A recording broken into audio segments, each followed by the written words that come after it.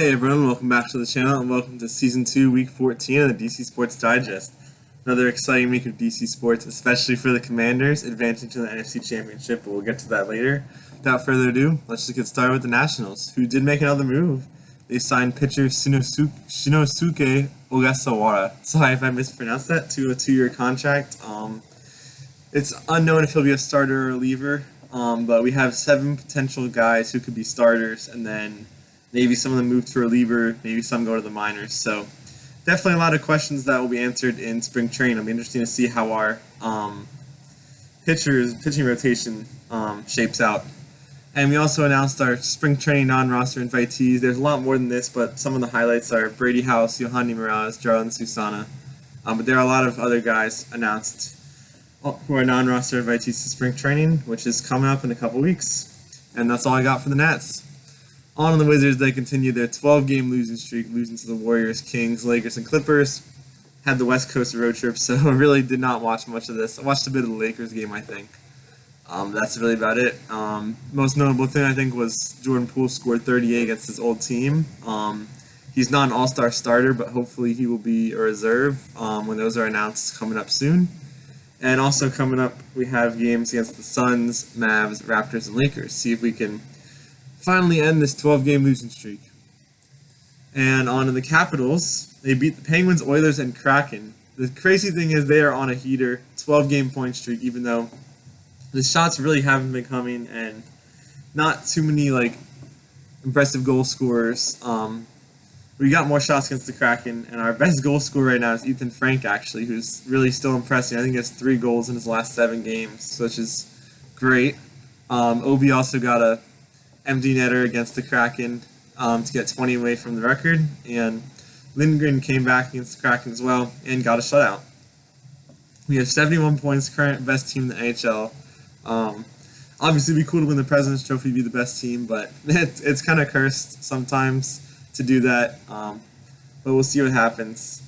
And yeah, coming up this week, we have a few more West Coast games, and then we'll come back East. We have the Canucks, Flames, and Senators. And that's all for the Caps. Now on to the Commanders. They beat the Lions 45-31 and advanced to the NFC Championship. I do not think anyone would have predicted us beating the Lions or predicted us getting this far, so it's just amazing. The main thing was the defense. We really couldn't stop the Lions, besides those 5 turnovers, but those 5 turnovers were huge. 2 interceptions from Mikey Sanders still. Jeremy Chin had one, Quan Martin had a pick 6, and then Dorrance Armstrong had a strip sack that Louis recovered. So that was amazing. I think we scored at least 21 points off turnovers. So that was the difference in the game. That second quarter was wild. 42 points scored for both teams combined. It was just crazy. The craziest thing was that is the most points we scored this whole season, and what a great game to do it. Also, B-Row bounced back. He had a great game. Had 80 yards or so. I think he had 2 touchdowns as well. The O-line did really well. Obviously, their defense is very injured. Unfortunately, Sam Cosmi's out for the season with a torn ACL, so hope he has a speedy recovery and doesn't miss too much time next year.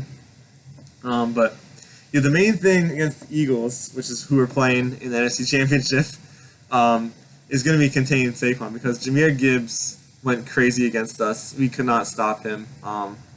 We just need to contain Saquon. And the crazy thing is, if we beat them, we are going to the Super Bowl. That's just insane to say. But yeah, the keys to the game, I think, are just make Jalen Hurts pass the ball. He has not been passing that well.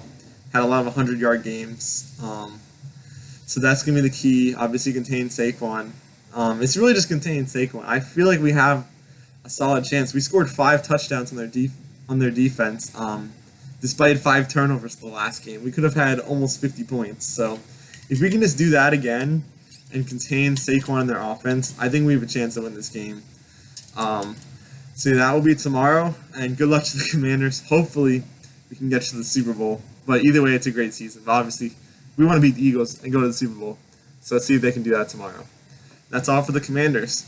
Weekly awards, wasn't really sure what player to give it to, probably a Commanders player. So that's why I gave it to Mikey Sanders still. 2 interceptions. They were both huge at important times. So yeah, congrats to him on Player of the Week. And Team of the Week obviously is going to be the Commanders. They beat the Lions. No one would have expected that. They advanced to the NFC Championship, one win away from the Super Bowl. It's just crazy to say. And yeah, that's all I really have. Again, check out the Instagram, and thanks for watching. Bye.